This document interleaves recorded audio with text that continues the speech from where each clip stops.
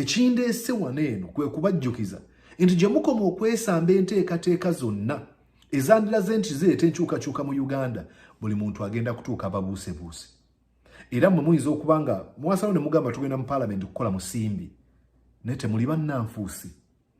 Enteekateeka zonna ezirimu okulaba nga Bobi Wine asazeewo okuziwumamu omutwe, aba NUP bateekeddwa okubeera nga bamwegattako ababaka ba Parliament. Okujjako nga tebakkaanya naye bateekeddwa okubeera nga bavayo ne badda ku mikutu gyabwe oba emikutu gyamwe ne bagamba ekyo mukama waffe kyakola tetukkaanya nakyo. Ne bwe basirika kiba kitegeeza nti bali ku ludda lw'oli awakanya Bobi Wine byakola. Akatambi ako ke kagenda okusembayo. Ngenda kusaba okusobola okuwuliriza obubaka obukalimu n'obunnanfuusi bw'ababaka ba NUP abali mu kulimba Kyagulanyi nti nabo bali mu struggle bajja kujjako Gen.M7 nenga beenoonyeza byabwe. Ngenda kusaba malayo akatambi kano ogenda kuwulira ebigambo. Wabula katusooke wano. Eggwanga erya America litadde Bambega baalyo Abakambwe ku Gen.M7 era nga kigambibwa nti ono akukusa ebyokulwanyisa nga biyingiza Uganda.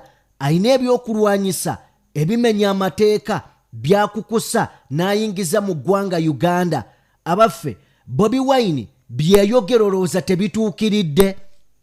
Gen.M7 batandise okubeera nga bamwetooloola era olukwe luno baluyisiza mu ggwanga ery'e Kenya saidi zeeyo. Tugenda kubeera nga tubitunuulira. Mwami Museveni abasajja nga bwenzize nkugamba bandibanga batandika okumwetooloola mpola mpola. Batandise okuba nga baleeta Bambega Abakambwe okulaba nga bakkakkanya oboolyawo ku byokulwanyisa byayingiza entakera era nga bagamba bagenda kutandika okuba nga bamunoonyerezaako. Mpuliriza kanzije tutandikiraawo. Mbaanirizaako mwenna gye musinziira okubanga mutugoberera abali mu bitundu by'ensi ebyenjawulo. Olunaku lutambudde lutya kansubire nti no buli omu dumutambulidde bulungi. Gwe bitatambulidde bulungi toggwamu maanyi, toggwamu ssuubi. Olunaku olw'enkya wandibeera omu ku bawanguzi. Mu ngeri emu munzikirize mbategeeze nti tutambula ne Sheikh Ashraf omusomi wa dduwa. Munoonyeko gwe wenna ayina ebizibu ebyenjawulo. Ate ayina bizibu tokuba naye gwawulira nga bikutuddemu bikumazeeko emirembe. Nyonyoogera akasimuko okubire Sheikh Ashraf asobole okuba nga akusomera dduwa. Mpuliriza njagala kubeera nga butereevu nnyo nnyingira mu mboozi semaboozi. Gwe wenna Munnayuganda gy'oli ng'osinziireyo kubanga ogoberera omukutu gwaffe ogwa DPTV Uganda, nina omukisa okutegeeza nti eggwanga erya America lyamaze dda okuba nga lisindika Bambega baalyo Abakambwe okulaba nga baketta n'okuzuula ebyokulwanyisa Mwami Museveni byayingiza mu Uganda bikola ki era bigenda kukola ki. Mpuliriza bino biddiridde oba biviira ddala mabegako. Kigambibwa nti Mwami Museveni yayingiza ekyuma oba ebyuma ebijjako netiwaaka singa abeera mu kitundu wonna w'abeera era nga kino kyava mabegako.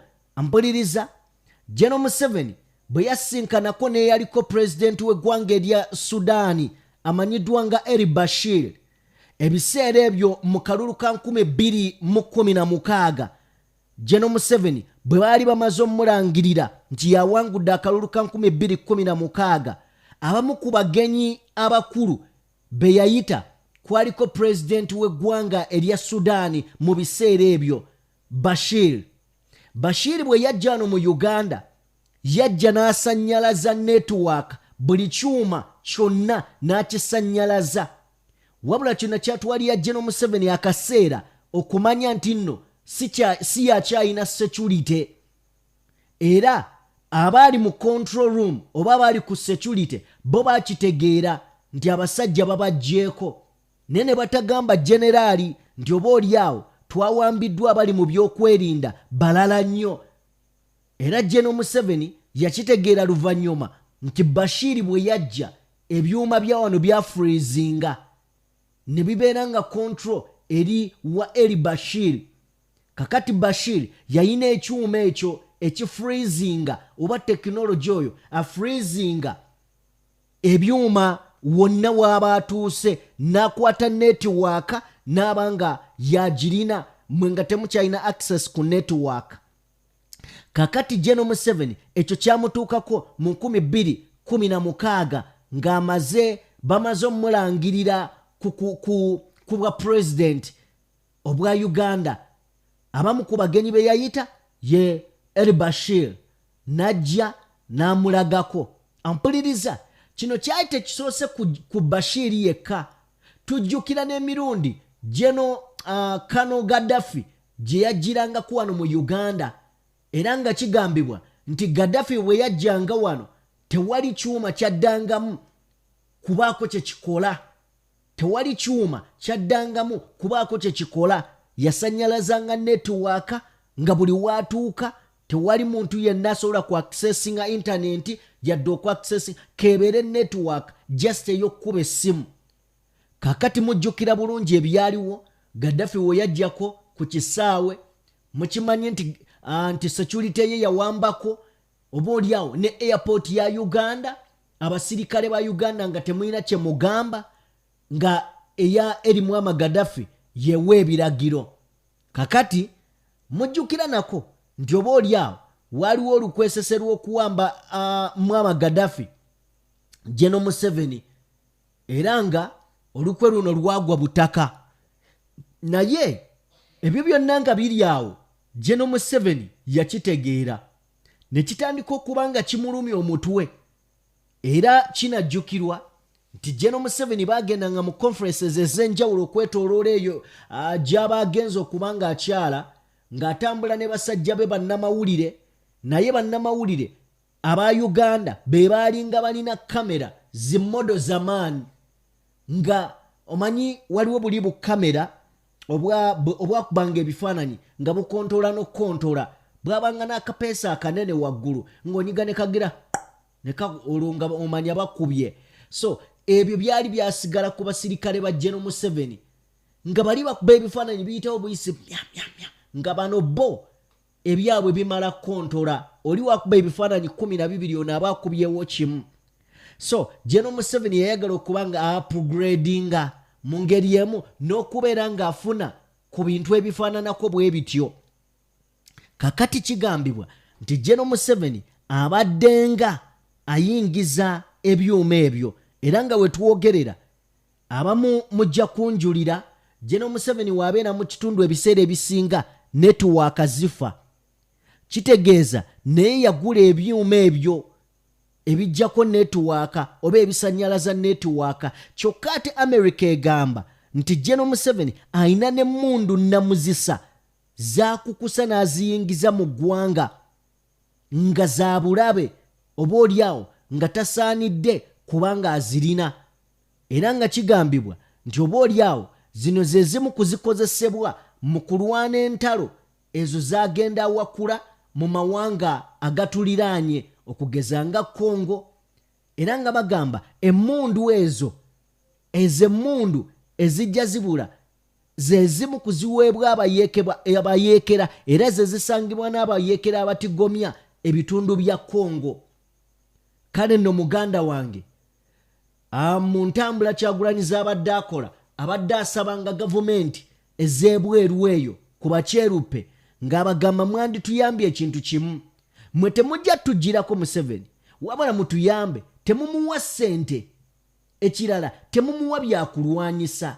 Singa n'aba talina ssente nga talina byakulwanyisa ffe tujja kusobola omwetobera nga bannansi tumwejjireko. Kakati America nayo bweviiriddeyo bwetyo neetegeeza nti omukulu ono abadde akukusanga emmundu n'aziyingiza eggwanga. Mu ngeri emu kigambibwa nti amakanda eggwanga Bambega bano aba America basimbye mu ggwanga lya Kenya basobole okuba nga ba-investigatinga okunoonyereza okumala ddala Mwami Museveni ayina ebyokulwanyisa ebifaanana bwe biti singa kinasangibwa nga babirina oba nga abirina ekyokuddibwamu awo bakyesigalizza. Kale nno kiddamu eri nti Bobi Wine azze ayagala abazungu bano oba oliawo babeeko we bakoma mu kuvujjirira Gen.M7 ssente ng'obuyambi, emmundu, ebyokulwanyisa. Singa abatabirina nga mwami Museveni talina ssente, talina mmundu ezo ze bamuwa, oba oliawo bannayuganda basobola omwekolerako ne bamwejjira mu buyinza. Nejjukira nti America bwekumma ate Russia ejja mmuwa. Dwaki? Nti America yeebaddemuko ne kano emmundu eno gitwala ogenda gikozesa ki? Kyokka ate gano amawanga nga Russia, China tebalina ebyo bibuuzo. Gwe kasito ojja n'amagya nga bakuwa by'oyagala. So wali America ebadde ng'ebuuza emmundu eno gitwala naye ogenda gikozesa ki? Oyagala ebyokulwanyisa bwe biti naye ogenda bikozesa ki? Kacyovola atakyadiiringa nabo, adiiringa na Russia talina bibuuzo. Oba okitegeera? Jjukira America ina we yeekulukunyako ku demokrasi, newankubadde nayo demokrasi wayo agenda anaabuukamu, naye ate waakiri. Naye America bw'eraba nga baseesezza abantu babatta, evaayo n'ebaako kyeyogera. Naye ate yo Russia toligiwulira kubanga nsi etamanyi na demokrasi nayo. Ate yo China China ate yo katogo. China ne we babasanga nga babatta, ng'omusajja aseesezza miliyoni 2 ez'abantu tebibakwatako, bo bakozi ba bizinensi. So muganda wange gwe nampuliriza, Gen.M7 ebintu tebitambula bulungi. Abasajja baamuguddemu nti ayingiza ebyokulwanyisa namuzisa, oba oliawo nga bimenya amateeka. Ebisingakaawo fe tujja kubeera nga tubikutuusaako. Weekuumire bwekuumizi ku mukutu gwaffe. Eno ye DPTV Uganda, and of course mbeera Sajjime Sheikh Ashraf munoonyeeko. Njagala kubeera nga nkulekerayo akatambi. Bannayuganda bakyebuuza ebibuuzo ku ba MP ba NUP. Bangi bannayuganda si bamativu n'enkola gye bakolamu emirimu gyabwe. Bagamba bakwata obubaka bwonna, eddimu lyonna ne balitikka Robert Kyagulanyi Ssentamu, bo ne badde bali amandaazi n'ebisiike, basiba amataayi n'okwambala gaalubindi ez'ebbeeyi, naye ebyokununula Uganda bagamba tebabiriiko. Bannayuganda beesaze akajegere, bagamba lwaki Kyagulanyi yekka yalwanirira eggwanga, ababaka abandi mubadde mabega ku mugongo bakola byabwe, bo bali mu kumeketa musimbi. Kale kankulekereyo obubaka buno mukwano gwange. Nsaba Lugaba nyine byonna abankuumire atakuumira mpeera. Mubeere bulungi. Peace and love. Ogamba otya? Kansubire oli bulungi. Nze Mordecai Muriisa. Obubaka buno mbusindikira eri ababaka b'ekibiina ekiri ku oluvuganya gavumenti ekisinga obunene ku opposition ki National Unity Platform NUP, ekikulemberwa era president w'ekibiina Robert Kyagulanyi Ssentamu ne buno obubaka bwa member ba parliament. Ngenda tandika n'okuddako emabega. Rita Dr. Kanokiza Besigye bwe yali akola enteekateeka ez'enjawulo yakulembera nnyo n'abeera ku mwanjo, era abantu bamulabanga omununuzi waabwe emirundi gye yagezaako gyonna okutuusa jjo ly'abalamu. Bobi Wine ate lwe yavuddeyo abo ne bagamba basinga mu Uganda ne bagamba nti ate katudde mabega wa Bobi Wine. Wabula obumu ku buzibu Dr. Kizza Besigye bwe yasanga kwe kuba nti bwe yabeeranga mu trenches, bwe yabeeranga mu demonstrations, riots, mu buli kyonna ekintu ekyetaagisa okuwaayo saddaaka esinga obunene, ng'ebiseera ebisinga abeerayo yekka, nga bamu bamwegattako batono. Olaba Ingrid tulinawe n'abalala. Bw'atyo yamaliriza si mu kwagala kwe azimbye mu luzungu kye bayita some sort of a cult. Abantu okubanga bamwagala okumufiirako nga bagamba tonyumya mulala.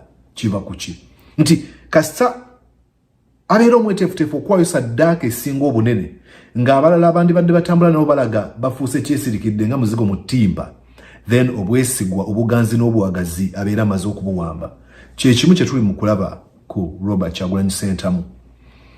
Ebintu byakola ojja kulaba ng'abamu abamwegattako mu kusasula omuwendo munene gwe tuliko ogw'okununula eggwanga lyaffe batono abomwegattako ojja kulaba Honorable Francis Zaake n'abalala.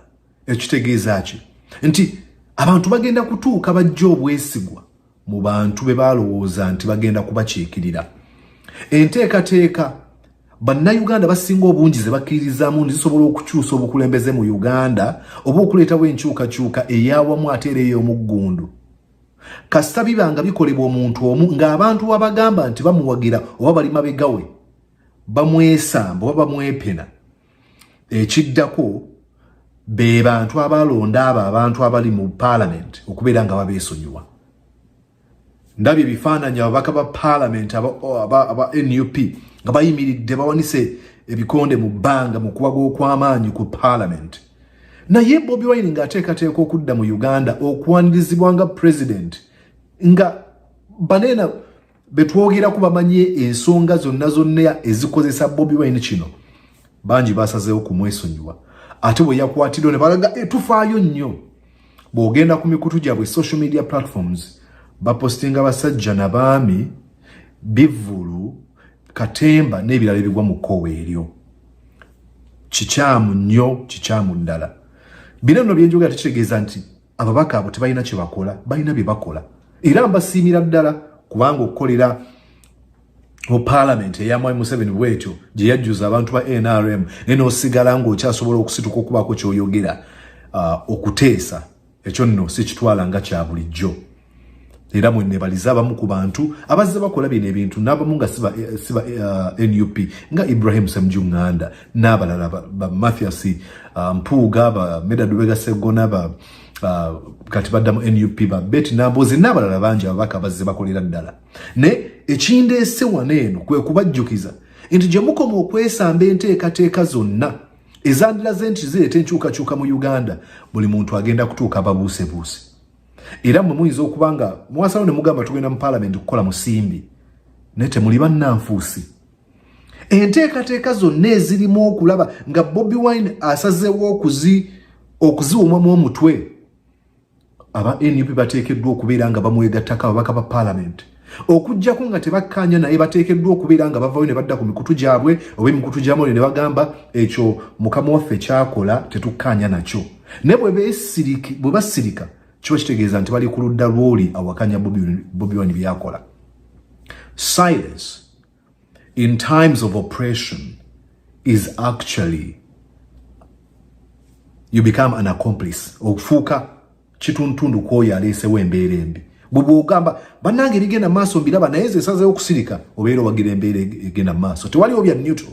So ababaka ba NUP tubasaba bannange muveeyo mwegattenga ku miranga nga gino.